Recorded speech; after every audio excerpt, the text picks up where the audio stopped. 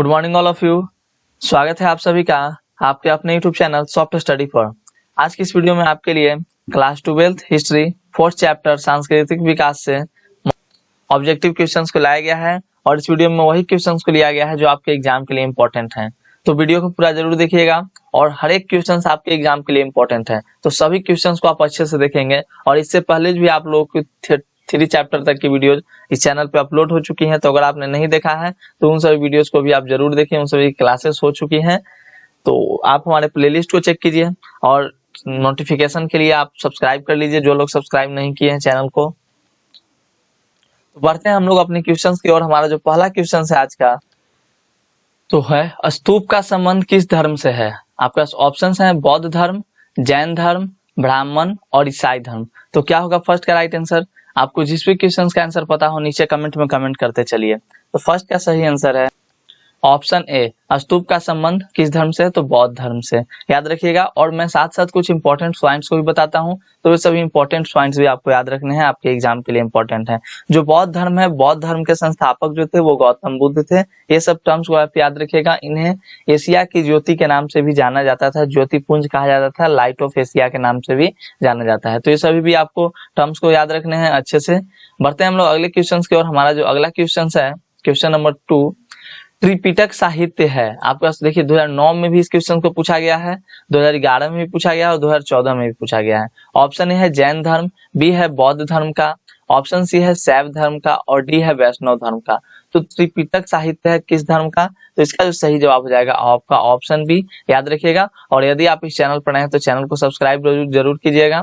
कुछ दिन से मेरी तबीयत खराब चल रही थी जिसके कारण क्लासेस कंटिन्यू नहीं हो पा रही थी, लेकिन अब मैं कोशिश करूंगा, अब मैं बिल्कुल फिट हूं। अब मैं कोशिश करूंगा कि आप लोगों की क्लासेस कंटिन्यू कराई जाए ताकि समय पर सिलेबस को खत्म किया जाए, क्योंकि शॉर्ट और लॉन्ग क्वेश्चंस को भी हम लोग को करना है। तो सेकंड का राइट आंसर आपका हो जाएगा त्रिपिटक साहित्य जो है वो बौद्ध धर्म का साहित्य है। और आपको याद रखने होंगे, त्रिपिटक कहने का मतलब होता है, त्रिपिटक का अर्थ ही होता है कि 3 पिटारी, मतलब इसका जो शाब्दिक अर्थ है 3 पिटारी। और ये बौद्ध धर्म का प्रमुख ग्रंथ है जी, याद रखिएगा।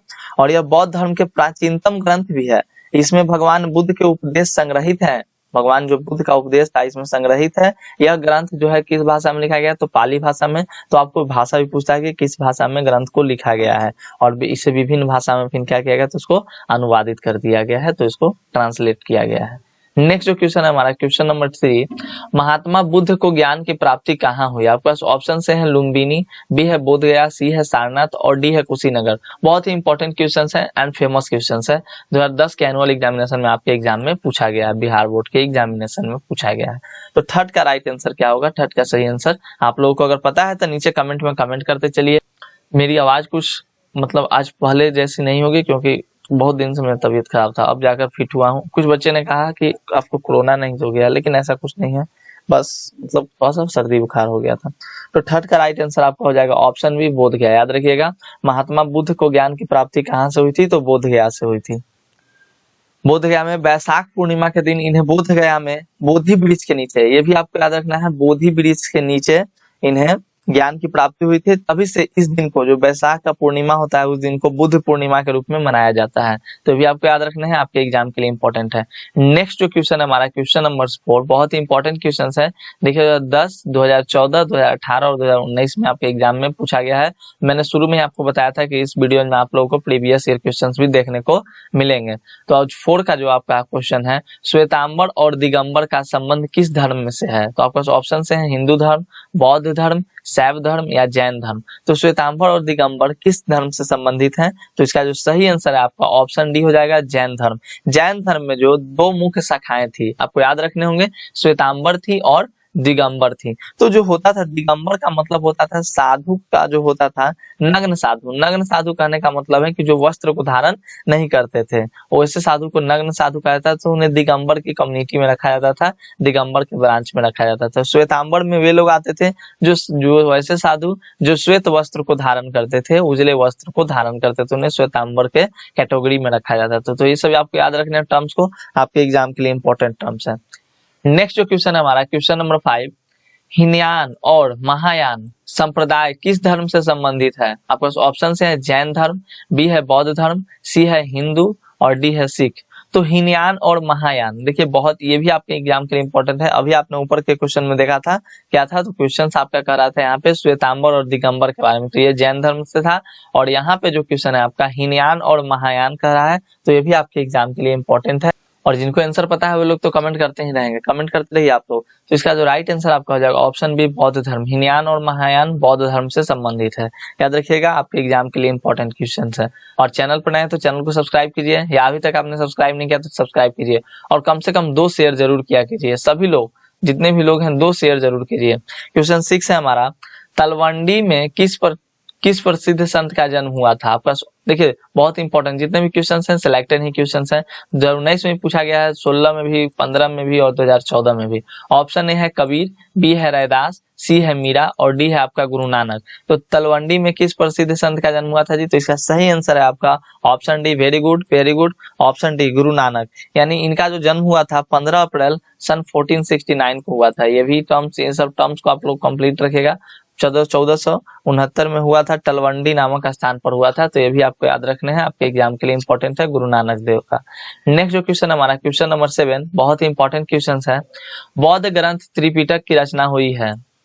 तो ऑप्शन है महात्मा बुद्ध के जन्म से पूर्व, महात्मा बुद्ध के निर्वाण प्राप्त करने के बाद, महात्मा बुद्ध के जीवन काल में, और उपयुक्त में से कोई नहीं। तो जो त्रिपिटक की जो रचना हुई थी वो आपको याद होगा, त्रिपिटक की रचना हुई थी 100 ईसा पूर्व से 500 ईसा पूर्व के बीच में हुए थे। मतलब कि जो कहा जाए तो 100 ईसा पूर्व से 500 ईसा पूर्व के बीच में हुई थी। और जो बौद्ध का जो जन्म हुआ था, उनका बुद्ध का जन्म हुआ था, उनका जो जन्म हुआ था 563 ईसा पूर्व। तो इसका जो राइट आंसर आपका हो जाएगा option number B, Mahatma Buddha के निर्वाण प्राप्त करने के बाद। याद रखिएगा, आपके एग्जाम के लिए इंपॉर्टेंट था। नेक्स्ट जो क्वेश्चन हमारा क्वेश्चन नंबर 8, सुत विभग खंड का परिवार, ये 3 भाग है। ऑप्शन ए है विनय पिटक के, सुप्त पिटक के, अभिधाम पिटक के, इनमें से कोई नहीं। तो 8 का आपका राइट आंसर हो जाएगा ऑप्शन है विनय पिटक। टर्म्स जो यहाँ पे विनय पिटक आया है आपके लिए बहुत इंपॉर्टेंट टर्म्स है, ये बहुत ही इंपॉर्टेंट वर्ड है। विनय पिटक का अर्थ होता है, यह शाब्दिक अर्थ अनुशासन की टोकरी। तो ये जो है वो तीनों, ये जो है 3 भाग हैं किसके? तो सुत विभग खंड का परिवार के विनय पिटक जो है वो भाग है। याद रखिएगा, आपके एग्जाम के लिए इंपॉर्टेंट है। नेक्स्ट जो क्वेश्चन है हमारा क्वेश्चन नंबर 9, निम्न में से किस वेद में 10 मंडल, 1028 सूक्त तथा 10,580 त्रिज्याएं हैं?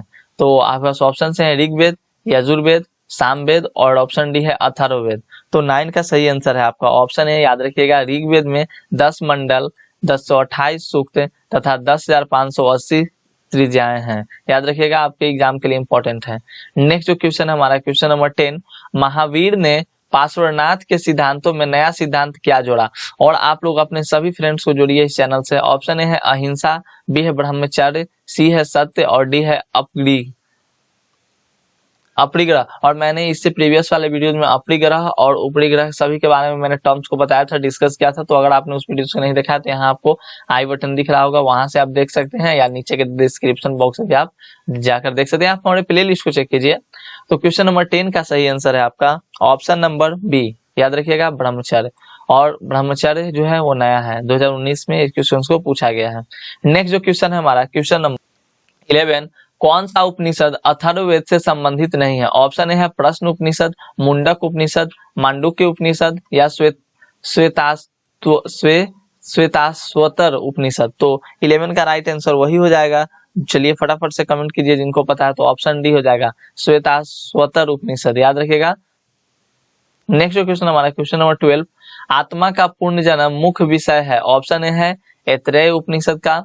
और चैनल पर अगर आप लोग नए हैं तो चैनल को सब्सक्राइब जरूर कीजिए। ऑप्शंस को देखिए फटाफट, कौफितिकी उपनिषद का, तैत्तिरीय उपनिषद का, केनोवनिषद का। तो फटाफट से आप लोग कमेंट भी कीजिए और चैनल को सब्सक्राइब कीजिए और वीडियो को शेयर अपने दोस्तों के साथ जरूर करें। और प्ले लिस्ट को चेक कर देना। हमारे टेलीग्राम चैनल से जुड़िए, टेलीग्राम पर सर्च आप लोग कीजिए सॉफ्ट स्टडी आकाश कुमार, वहां से आप लोग टेलीग्राम चैनल पर जुड़िए। उस पर आप लोग को सभी तरह के मैं नोटिफिकेशन देते रहता हूँ, क्या कब होने वाला है। तो आप लोग उस चैनल पे जरूर से जरूर चुनें। और हमारा व्हाट्सएप नंबर आप लोगों को पता ही है। तो क्वेश्चन नंबर 12 हो जाएगा ऑप्शन नंबर बी, याद रखिएगा, आपके लिए एग्जाम के लिए इंपॉर्टेंट है। तो कौफितिकी उपनिषद का। नेक्स्ट जो क्वेश्चन हमारा क्वेश्चन नंबर 13, भगवान बुद्ध के अष्टांगिक मार्ग में कौन सा सिद्धांत नहीं था? अष्टांगिक मार्ग में कौन सा सिद्धांत नहीं था? तो ऑप्शन ए है सम्यक दृष्टि, सम्यक वाक और सम्यक चरित्र सम्यक स्मृति।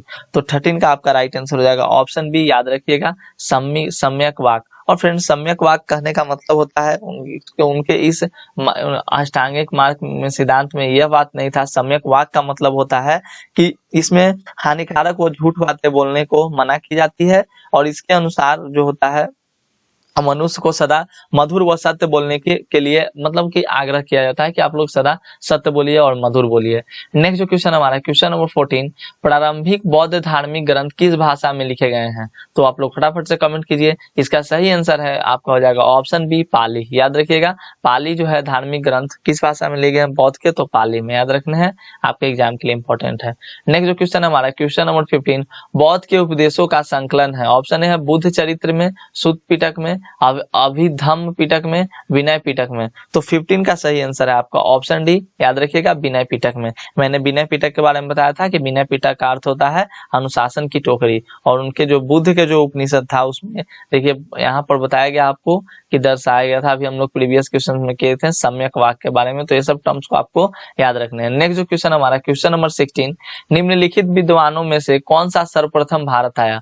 ऑप्शन को देखिए आप लोग और आंसर देने की कोशिश कीजिए, क्योंकि इस क्वेश्चन को मैं बहुत बार करा चुका हूँ। सबसे पहले कौन आया था जी? भारत। तो मैंने इस क्वेश्चन को बहुत बार कराया है। तो फ्रेंड्स इसका जो राइट आंसर आपका हो जाएगा ऑप्शन डी, फहान। याद रखिएगा फहान सबसे पहले क्या हुआ था, तो भारत आया था, और यह एक चीनी यात्री था, और इसका उद्देश्य मेनली यही था कि जो बौद्ध ग्रंथ की जो एकत्रित करके बौद्ध ग्रंथ का ज्ञान एकत्रित करके उन्हें वापस चीन ले जाना, यही इसका मेन उद्देश्य था। तो फहान सबसे पहले भारत आया था। नेक्स्ट जो क्वेश्चन हमारा क्वेश्चन नंबर 17, बुद्ध का सारनाथ में दिया गया प्रथम प्रवचन क्या कहलाता है? तो प्रथम प्रवचन क्या कहलाता है, बहुत फेमस सा क्वेश्चन है और सभी को शायद पता होगा। तो इसका सही आंसर आपका हो जाएगा ऑप्शन डी, धर्म चक्र प्रवर्तन। इसी तरह से आप लोग को क्या करना है, तो वहां पर एग्जाम में क्या करना है, तो OMR को भरना है। नेक्स्ट जो क्वेश्चन हमारा क्वेश्चन नंबर 18, महात्मा बुद्ध को महापरिनिर्वाण प्राप्त हुआ था। महापरिनिर्वाण कहने का अर्थ आप समझ चुके होंगे, यानी कि कहा गया कि उनकी मृत्यु, यानी कि जो मृत्यु तो नहीं हुई थी, उन्होंने क्या किया था, तो समाधि। तो 18 का आपका ऑप्शन है कपिल वस्तु में, बी है पाटलिपुत्र में, सी है कुशीनगर में, और डी है गया में। तो 18 का राइट आंसर क्या होगा, तो इसका राइट आंसर हो जाएगा ऑप्शन सी, याद रखिएगा कुशीनगर। कुशीनगर जो है फ्रेंड्स गोरखपुर जिले के कसिया नामक जगह पर है, जिसका अब नाम बदलकर प्राचीन नाम कुशीनगर हो गया है, पहले इसका नाम कसिया था। तो याद रखिएगा आप लोग, आपके एग्जाम के लिए इंपॉर्टेंट सा क्वेश्चन है। ये सब सभी क्वेश्चन इंपॉर्टेंट है, एंड वही क्वेश्चन को लिया गया है जो आपके एग्जाम में आने की जिनकी संभावना अत्यधिक है। नेक्स्ट जो क्वेश्चन हमारा क्वेश्चन नंबर 19, बौद्ध साहित्य मुख्य रूप में लिखा गया था। ऑप्शन ए है संस्कृत में, पाली में। तो देखिए मैंने इस क्वेश्चन का आंसर आपको पहले ही करा दिया, तो रंगिए फटाफट से। क्या हो जाएगा, OMR पर इस तरह से रंगना है। तो इसका राइट आंसर आपका हो जाएगा पाली में, पेंसिल से रंगना है, पेन से रखना है, ब्लू या ब्लैक पेन से। नेक्स्ट जो क्वेश्चन हमारा क्वेश्चन नंबर 20, बौद्ध मत जैन मत का उदय हुआ। ऑप्शन ए है 5वीं शताब्दी ईसा पूर्व में। तो चलिए ऑप्शंस को देखिए आप लोग फटाफट और कमेंट करने की कोशिश कीजिए आंसर को, सही आंसर को। पता हो तो कमेंट कीजिए, नहीं पता है तो भी कमेंट करके देखिए। तो इसका राइट आंसर हो जाएगा ऑप्शन बी, याद रखिएगा 6ठी शताब्दी ईसा पूर्व में। फटाफट से आप लोग इसी तरह से चैनल पर जुड़ते रहें और अपने दोस्तों को भी जोड़ें, और पर डे इसी समय पे आप लोग आया कीजिए। वो थोड़ा सा तबीयत खराब हो जाने के कारण क्लासेस समय पर नहीं हो पा रही थी, लेकिन अब कराई जाएगी। 21 नंबर क्वेश्चन है हमारा, निम्नलिखित में से कौन सा ग्रंथ अलौकिक जनपदों के मौजूद होने का उल्लेख करता है? ऑप्शंस को देखिए और आंसर देने की कोशिश कीजिए। तो 21 का राइट आंसर आपका हो जाएगा ऑप्शन बी, याद रखिएगा अभिधम्म पिटक। अभिधम्म पिटक याद रखने हैं, आपके एग्जाम के लिए इंपॉर्टेंट क्वेश्चन है। नेक्स्ट जो क्वेश्चन हमारा क्वेश्चन नंबर 23, बौद्ध साहित्य में 6 महानगरों का संदर्भ आता है, निम्न में से कौन उसमें शामिल नहीं था? ऑप्शन ए है, ऑप्शंस को देखिए। तो इसका राइट आंसर आपका हो जाएगा ऑप्शन बी, काशी और श्रावस्ती। काशी और श्रावस्ती। फ्रेंड्स देखिए हम लोग बहुत फास्ट क्वेश्चन को कर रहे हैं, क्योंकि इसमें इस वीडियो में आपको लगभग 43 क्वेश्चन देखने को मिलेंगे। तो फटाफट से आप लोग कमेंट करते रहिए और चैनल पे बने रहिए। चैनल को सब्सक्राइब नहीं किया तो चैनल को सब्सक्राइब जरूर कीजिए। किसी तरह का प्रॉब्लम हो तो आप व्हाट्सएप नंबर से कांटेक्ट करें, व्हाट्सएप पे मैसेज करें, आप लोगों को रिप्लाई दिया जाएगा। 24 और कमेंट कीजिए, प्यारा सा कमेंट यहाँ पर जरूर से जरूर डालें। 24 नंबर क्वेश्चन है हमारा, ऋग्वैदिक कालीन लोग किसकी पूजा करते थे? ऋग्वैद के लोग जो थे, ऋग्वैदिक कालीन लोग थे, वो किसकी पूजा करते थे? तो ऑप्शंस को देखिए और फटाफट आंसर दीजिए। तो 24 का सही आंसर है आपका ऑप्शन है, इसको रंगिए फटाफट, OMR में इस तरह से रंगना है, विष्णु। याद रखिएगा आपके एग्जाम के लिए इंपॉर्टेंट सा क्वेश्चन है जी। नेक्स्ट जो क्वेश्चन है हमारा क्वेश्चन नंबर 25, उत्तर वैदिक काल के अंत तक किसकी पूजा होने लगी? ऑप्शन ए है ब्रह्मा विष्णु महेश गायत्री लक्ष्मी और पार्वती जी। तो 25 का राइट आंसर आपका हो जाएगा ऑप्शन डी, याद रखने हैं पार्वती जी। पार्वती जी की पूजा होने लगी थी उत्तर वैदिक काल के अंत तक।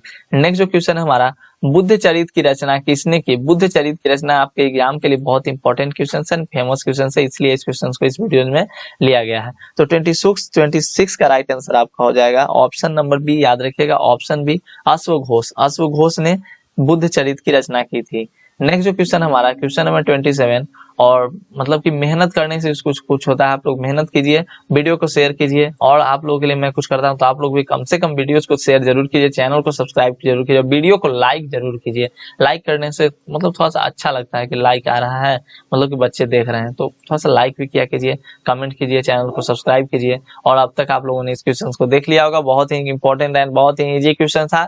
सांची मध्य प्रदेश के किस जिले में स्थित है? तो ऑप्शन ए है विदिशा, बी है रायसेन, सी है सागर और डी है भोपाल। तो 27 का सही आंसर आपका हो जाएगा। तो 27 का सही आंसर, चलिए फटाफट से कमेंट कीजिए आप लोग। तो इसका राइट आंसर आपका होगा ऑप्शन बी, रायसेन। जो रायसेन है फ्रेंड्स, मध्य प्रदेश राज्य के रायसेन जिले में जो हुआ था कि सांची है वो स्थित है, और यहाँ ये जो सांची जो स्थित है वो बेतवा नदी के तट पर स्थित है, एक छोटा सा गांव है, तो याद रखिएगा, आपके एग्जाम के लिए इंपॉर्टेंट है। नेक्स्ट जो क्वेश्चन हमारा क्वेश्चन नंबर 28, निम्न में से गौतम बुद्ध के शिष्य थे? ऑप्शन है आनंद एवं उपाली, कश्यप, सारिपुत्र एवं गौदरलायन, इनमें से सभी। तो गौतम बुद्ध के जो शिष्य थे इनमें से सभी थे, याद रखिएगा, आपके एग्जाम के लिए इंपॉर्टेंट सा क्वेश्चन था। नेक्स्ट जो क्वेश्चन है हमारा क्वेश्चन नंबर 29, और चैनल पर नए तो चैनल को सब्सक्राइब कीजिए, अभी तक आपने सब्सक्राइब नहीं किया तो कम से कम एक सब्सक्राइब जरूर करें, और 2 शेयर जरूर। आपसे हम मांगते हैं 1 सब्सक्राइब अपना जो आप अभी देख रहे हैं, 2 शेयर कीजिए और एक लाइक, मतलब जरूर से जरूर करें। नेक्स्ट जो क्वेश्चन हमारा क्वेश्चन नंबर 29, कुंडल वन कश्मीर में चतुर्थ बौद्ध संगीति किस शासक काल में हुई? ऑप्शन ए है अजात शत्रु, बी है कनिष्क, सी है अशोक और डी है काला शोक। तो 29 का आपका सही आंसर हो जाएगा ऑप्शन बी, याद रखिएगा कनिष्क। कनिष्क के बारे में सभी को पता होगा, ये कनिष्क जो था वो कुषाण वंश का राजा था, याद रखिएगा, आपके एग्जाम के लिए इंपॉर्टेंट है। देखिए 2015 में इस क्वेश्चन को पूछा भी गया है। नेक्स्ट जो क्वेश्चन हमारा क्वेश्चन नंबर 30, सल्लेखन काया कलेश द्वारा मृत्यु का विधान किस धर्म में है? काया कलेश जो सब जो मौत अकाल मृत्यु ये सब हुआ, काया कलेश वाला मृत्यु का विधान किस धर्म में है? तो ऑप्शन ए है जैन धर्म, बौद्ध धर्म, शैव धर्म, वैष्णव धर्म। तो 30 का राइट आंसर आपका हो जाएगा ऑप्शन ए जैन धर्म, याद रखिएगा, आपके एग्जाम के लिए इंपॉर्टेंट है। तो काया कलेश द्वारा मृत्यु का विधान जैन धर्म में समाहित है, याद रखिएगा। नेक्स्ट जो क्वेश्चन हमारा नाथ मुनि का संबंध है, नाथ मुनि इंपॉर्टेंट क्वेश्चन है जी आपके लिए, चलिए आंसर दीजिए 31 का। नाथ मुनि का संबंध है, तो 31 का सही आंसर हो जाएगा आपका ऑप्शन डी, याद रखिएगा, वैष्णव धर्म से। नाथ मुनि का संबंध वैष्णव धर्म से है। नेक्स्ट जो क्वेश्चन है हमारा क्वेश्चन नंबर 32, कालिदास, भवभूति, सुबंधु एवं वानभट्ट आदि किस धर्म के अनुयायी थे? तो ये ना तो बौद्ध धर्म के थे, ना तो जैन धर्म के थे, ना ही वैष्णव धर्म के थे, तो ये थे शैव धर्म के, याद रखिएगा। 32 का राइट आंसर आपका हो जाएगा ऑप्शन सी। नेक्स्ट जो क्वेश्चन है हमारा क्वेश्चन नंबर 33, अपार, सुंदर मूर्ति एवं नंदन का संबंध किस धर्म से है? तो ऑप्शन ए है बौद्ध धर्म, जैन धर्म, शैव मत या वैष्णव मत। तो चलिए आप लोग कमेंट करते रहिए। थोड़ा सा आवाज थोड़ा सा मेरा उतना बोल्ड नहीं है, क्योंकि बिकॉज मैंने आपको बताया कि लगभग 7 दिन से मैं बीमार था, फीवर लगा हुआ था, सर्दी भी हो गया था, जुकाम भी हो गया, तो जिसके कारण आप लोगों की वीडियोज भी नहीं आ रही थी। सभी बच्चे मतलब उदास भी थे कि वीडियोज क्यों नहीं आ रही है। वीडियो जब आ रही है थोड़ा सा आवाज में परिवर्तन है, तो उसके लिए टेंशन नहीं लेना है, धीरे धीरे सब ठीक हो जाएगा। तो 33 का राइट आंसर आपका हो जाएगा ऑप्शन सी, याद रखिएगा, शैव मत। नेक्स्ट क्वेश्चन हमारा क्वेश्चन नंबर 34, भवभूति के मालती माधव में किस संप्रदाय का उल्लेख है? तो ऑप्शन ए है काश्मीर शैव, बी है लिंगायत, सी है कपालिक और डी है पशुपात। तो 34 का राइट आंसर आपका हो जाएगा ऑप्शन सी, कपालिक। याद रखिएगा, भवभूति के मालती माधव किस संप्रदाय का उल्लेख है, में किस पर संप्रदाय का उल्लेख है? तो कपालिक संप्रदाय का। नेक्स्ट जो क्वेश्चन हमारा क्वेश्चन नंबर 35, वानभट्ट ने कादम्बरी ग्रंथ में किस संप्रदाय का उल्लेख किया है? ऑप्शन ए है काश्मीर शैव, लिंगायत, कपालिक या पशुपात। तो 35 का राइट आंसर भी आपका ऑप्शन डी होने वाला है, पशुपात। याद रखिएगा, वानभट्ट ने कादम्बरी ग्रंथ में पशुपात संप्रदाय का उल्लेख किया है। नेक्स्ट जो क्वेश्चन है हमारा, वीरशैव लिंगायत आंदोलन का जनक कौन है? तो इसका राइट आंसर बहुत सिंपल सा क्वेश्चन है, बहुत ही फेमस क्वेश्चन है आपके एग्जाम के लिए। तो चलिए फटाफट से आप लोग कमेंट कीजिए। तो 36 का राइट आंसर हो जाएगा आपका ऑप्शन सी, बांस बनना। बांस बनना, और ये बांस बनना जो थे, इनका जब जन्म हुआ था 12वीं शताब्दी में हुआ था, कर्नाटक राज्य के एक ब्राह्मण परिवार में हुआ था। तो ये सब टर्म्स को आपको याद रखने हैं, पॉइंट्स को याद रखने हैं, आपके एग्जाम के लिए इंपॉर्टेंट है, क्योंकि क्वेश्चन पूछा ही जाता है। और इसमें ज्यादातर प्रीवियस ईयर क्वेश्चंस नहीं थे आपके, बहुत कम प्रीवियस ईयर से कुछ क्वेश्चन सिलेक्टेड क्वेश्चन थे जो आपके एग्जाम में आने की संभावना जिनकी अत्यधिक है। तो आप लोग चैनल पे बने रहेंगे, और आप लोग की मैंने बोला है कि मैं आप लोग को सब्जेक्टिव क्वेश्चंस की भी तैयारी कराऊंगा, तो जरूर से जरूर कराएंगे। इसके लिए आप लोग को टेंशन लेने की आवश्यकता नहीं, जरूर होगी। जो मैं बोलूंगा वो जरूर करूंगा, इसलिए आप लोग चैनल को सब्सक्राइब कर लीजिए, नोटिफिकेशन आपको मिलता रहे, और अपने दोस्तों के साथ वीडियो को जरूर शेयर करें, ताकि बच्चे ज्यादा जुड़ेंगे, ज्यादा व्यूज आएगा तो थोड़ा अच्छा लगता है, वीडियोस बनाने में भी अच्छा लगता है। 37 नंबर क्वेश्चन है हमारा, बौद्ध परंपरा में अशोक ने कितने स्तूप बनवाए? तो इसका राइट आंसर आपका हो जाएगा ऑप्शन डी, 84,000। इकाई, दहाई, सैकड़ा, हजार, 10,000, 84,000 याद रखिएगा। नेक्स्ट जो क्वेश्चन हमारा, क्वेश्चन नंबर 38, हीनयानी पुस्तकें किस भाषा में है? ऑप्शन ए है संस्कृत, पाली, सी है प्राकृत, और डी है बौद्ध। तो 38 का राइट आंसर आपका हो जाएगा ऑप्शन बी, याद रखिएगा। हीनयानी पुस्तकें जो है वो पाली भाषा में और बौद्ध धर्म की ये पुस्तक है। तो इस सभी टर्म्स को याद रखना है आपको। देखिए पढ़ाई मतलब एक टर्म मैं आपको बताना चाहता हूँ एक बात, पढ़ाई देखिए सब कोई करता है, लेकिन अच्छा मार्क्स वही लाता है जो थोड़ा सा सबसे ज्यादा पढ़ता है। आप लोगों ने अपने क्लास में मतलब शुरू से देखते आ रहे होंगे कि हर बच्चे मतलब पढ़ते ही रहते हैं, हर बच्चे पढ़ते हैं, लगभग सभी बच्चे क्लास के पढ़ते हैं, बट क्लास का मॉनिटर कौन होता है? वही होता है जो थोड़ा सा ज्यादा पढ़ता है, आपसे थोड़ा सा ज्यादा पढ़ता है। क्या उसका मार्क्स जो रहता है, मार्क्स तो देखिए ना, आपका अगर 500 में 412 है तो उसका 418 425 होगा, बस थोड़ा सा ज्यादा पढ़ता है। तो आप लोग थोड़ा सा ज्यादा पढ़िए, सबसे थोड़ा ज्यादा पढ़िए, अपने आप में ईगो लाइए, एटीट्यूड लाइए, थोड़ा ज्यादा पढ़िए कि मैं उससे ज्यादा पढ़ूं। नेक्स्ट जो क्वेश्चन हमारा 39, महावीर का जन्म हुआ था, ऑप्शन ए है लुम्बिनी में, पावा में, कुंडलवन वैशाली में, या सारनाथ में? तो 39 का राइट आंसर आपका हो जाएगा ऑप्शन नंबर सी, याद रखिएगा, कुंडलवन वैशाली में। महावीर का जन्म हुआ था कुंडलवन वैशाली में। नेक्स्ट जो क्वेश्चन हमारा, क्वेश्चन नंबर 40, बुद्ध के बचपन का नाम क्या था? तो बुद्ध के बचपन का नाम क्या था? चलिए आप लोग फटाफट से आंसर दीजिए, बहुत इंपॉर्टेंट क्वेश्चन है, बहुत सिंपल सा क्वेश्चन है आपके एग्जाम के लिए। तो इसका राइट आंसर हो जाएगा 40 का ऑप्शन, चलिए ऑप्शन बी, सिद्धार्थ। पेंट कर दिया जाता है, पेंट कर देते हैं। चलिए इस तरह से, मतलब आप लोगों को तो अच्छे से रंगना है ना, तो बहुत मस्त से इस तरह से अच्छे से मास्क करना रहता है। नेक्स्ट जो क्वेश्चन हमारा, क्वेश्चन नंबर 41, तृतीय बौद्ध संगीति का आयोजन कहाँ हुआ? तो तृतीय जो बौद्ध संगीति हुआ था उसका आयोजन हुआ था हमारे ही, जहां से मैं बिलोंग करता हूँ। 41 का राइट आंसर आपका हो जाएगा ऑप्शन बी, पाटलिपुत्र, यानी कि पाटलिपुत्र, जिसका पुराना नाम मतलब पाटना का पुराना नाम कुसुमपुर था, पाटलिपुत्र था, याद रखिएगा, आपके एग्जाम के लिए इंपॉर्टेंट है। नेक्स्ट जो क्वेश्चन हमारा, क्वेश्चन नंबर 42, महात्मा बुद्ध का जन्म स्थान कहाँ है? ऑप्शन ए है नालंदा, पावापुरी, बोध गया, या कपिल वस्तु। तो 42 का राइट आंसर आपका क्या होगा? फटाफट से आप लोग कमेंट कीजिए, क्योंकि बहुत ही इंपॉर्टेंट क्वेश्चन है आपके एग्जाम के लिए।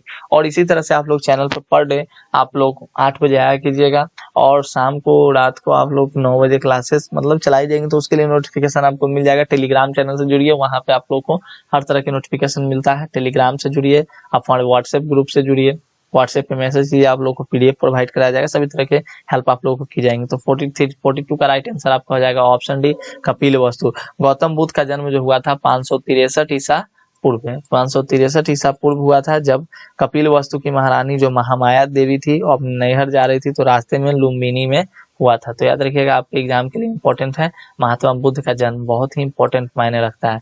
नेक्स्ट जो क्वेश्चन है आपके एग्जाम के लिए बहुत इंपॉर्टेंट क्वेश्चन है, एंड आप लोग फटाफट से इसका आंसर दीजिए। तब तक मैं आप लोगों को कुछ बातें बताता हूँ। अगर आप चैनल पर नए हैं तो चैनल को सब्सक्राइब कीजिए, अभी तक आपने सब्सक्राइब नहीं किया तो सब्सक्राइब कीजिए, और बेल आइकन को जरूर दबाइए ताकि आपको नोटिफिकेशन मिलता रहे। और वीडियो को अपने दोस्तों के साथ शेयर जरूर से जरूर कीजिए, जितना ज्यादा हो सके शेयर कीजिए। और आप लोग फटाफट से कमेंट कीजिए आपको अगला वीडियो किस सब्जेक्ट का चाहिए। तो चलिए आप लोग सब्जेक्ट कमेंट कीजिए। 43 नंबर क्वेश्चन है हमारा, महावीर स्वामी की पुत्री अनुज्या, महावीर स्वामी की पुत्री का नाम अनुज्या था, ओ प्रियदर्शना का विवाह, अनुजिया प्रियदर्शना का विवाह किससे हुआ? तो ऑप्शन ए है आनंद से, बी है उपाली से, सी है जमाली से और डी है इनमें से किसी से नहीं। तो 43 का राइट आंसर आपको बताने हैं, तो आप लोग कमेंट कीजिए और चैनल को सब्सक्राइब जरूर कीजिए। तो 43 का राइट आंसर सी हो जाएगा जमाली। और जिनका ज्यादा कमेंट रहेगा जिस सब्जेक्ट का, महावीर स्वामी की पुत्री का अनुजिया प्रियदर्शना हुआ जमाली से हुआ था। और मैं क्या कर रहा था कि जिनका ज्यादा कमेंट रहेगा उसी का वीडियोस कल सुबह लाया जाएगा, तो आप लोग कमेंट को चेक कर लीजिएगा।